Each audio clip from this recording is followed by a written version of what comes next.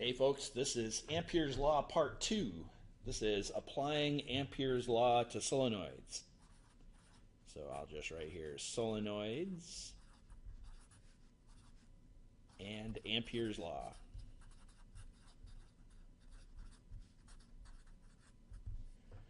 Alright, so all a solenoid is basically is a coil of wire. So this is a coil of green wire wrapped around a cylinder, and if we put a current through this wire, we're going to set up a magnetic field. Now, that magnetic field will pass through the solenoid. It's an interesting way the flux links together to create a single magnetic field through the coil. So imagine here's our coil.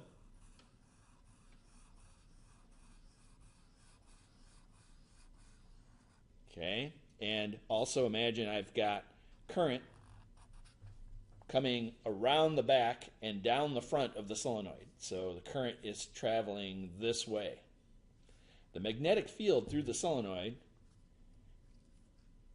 is basically in this direction. Okay. For a perfect solenoid, the magnetic field outside the solenoid is 0. Inside the solenoid, it's moving in that direction. And the way you can tell the direction, there's a couple ways you could do it, but one way is yet another version of the right-hand rule that says if you put your fingers in the direction of the current, your thumb points in the direction of the magnetic field of the solenoid. Another way to do it is to imagine you grab hold of one of the wires. So this is a little bit weird, but if you imagine grabbing hold of one of the wires, we can use the old right-hand rule that says if you grab hold of the wire with your thumb in the direction of the current, that the magnetic field points in the direction of your fingers. They curl around the wire.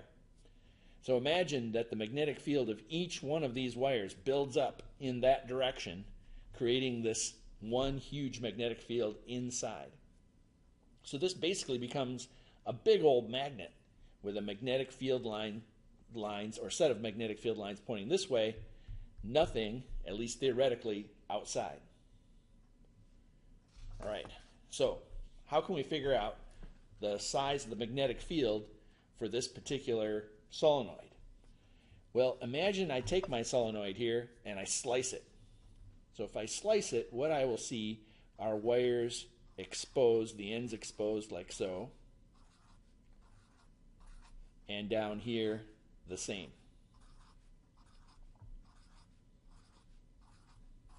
Okay, so I've sliced it. These are the wires that come around and swing around and create the solenoid. If the current is coming around from the top to the bottom to the front of the solenoid, I'm going to say current's coming out of these guys. So I'll put little dots in them, showing the current is coming out of the page, and then going back into the page here. So imagine the current's doing this. Okay, the magnetic field lines look like this.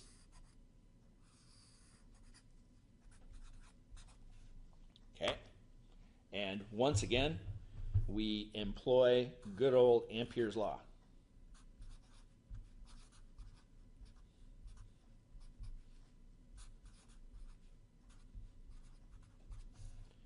Now, I'm going to draw my Amperian loop in kind of a weird way.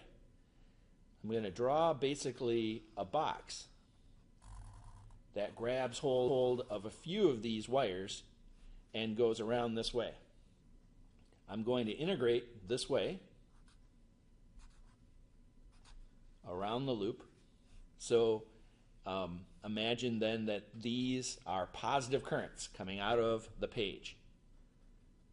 Okay.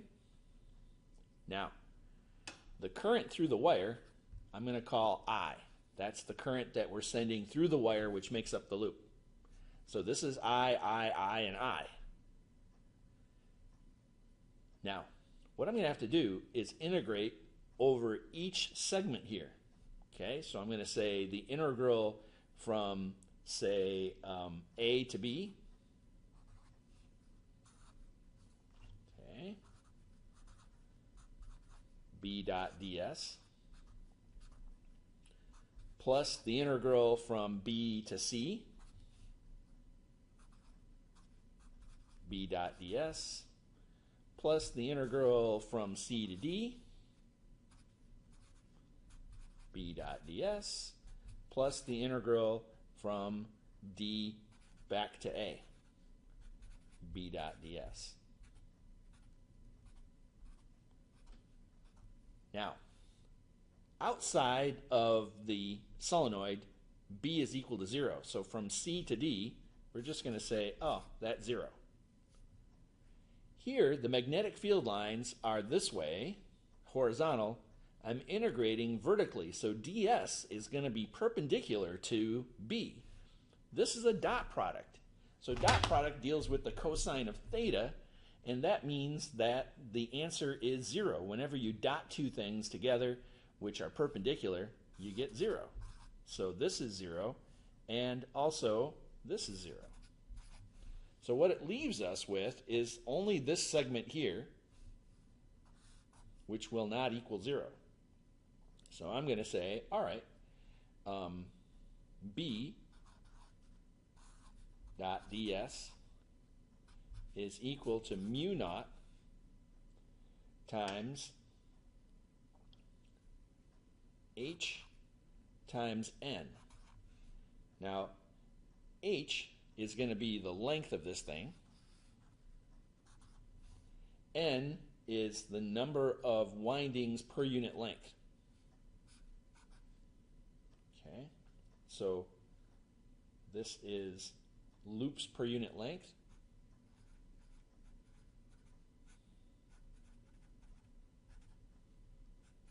And this is the length. And we're going to multiply that by the current through one loop.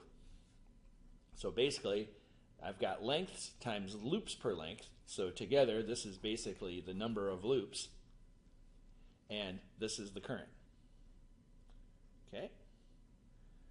On the other side, I've got B, which is constant. ds, which is the length of this, which is h, is equal to mu naught h times n times I. Now the h's will cancel out.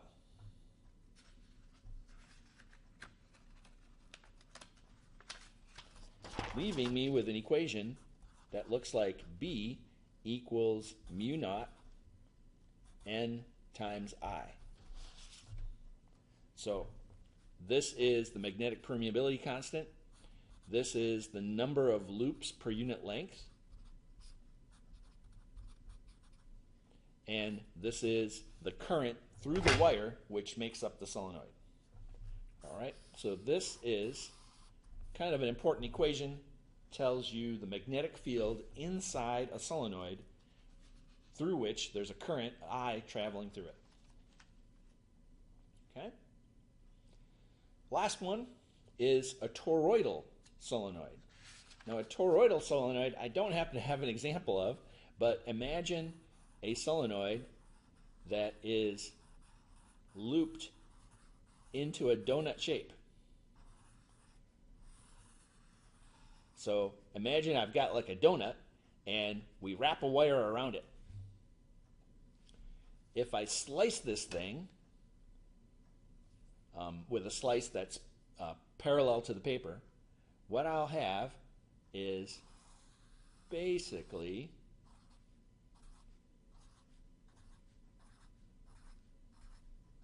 some wires that are coming out of the page and then back into the page.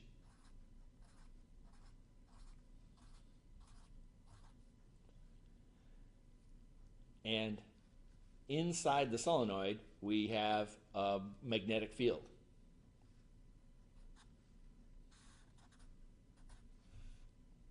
Okay? So this is kind of a weird thing.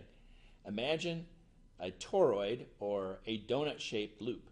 Or another way of putting it is if we took this solenoid and bent it around so that the ends met. Okay, according to Ampere's law,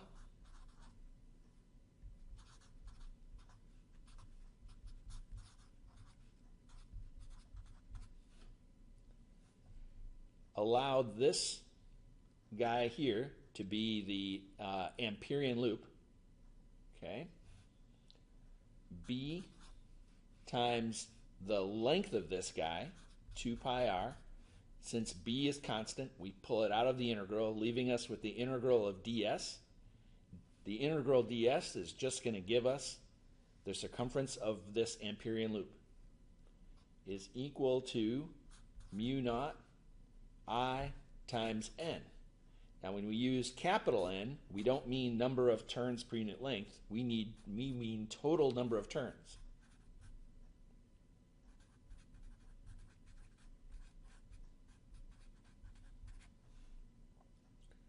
So solving, you get mu naught I n over 2 pi r. So if you have a toroidal solenoid, that is the correct equation. Okay? I'm going to leave it up to you to read the last 3 sections of this chapter. One of them deals with the magnetic moment of a current carrying coil, and that is up to you to figure out and to read up on. So this is my application of Ampere's law for solenoids.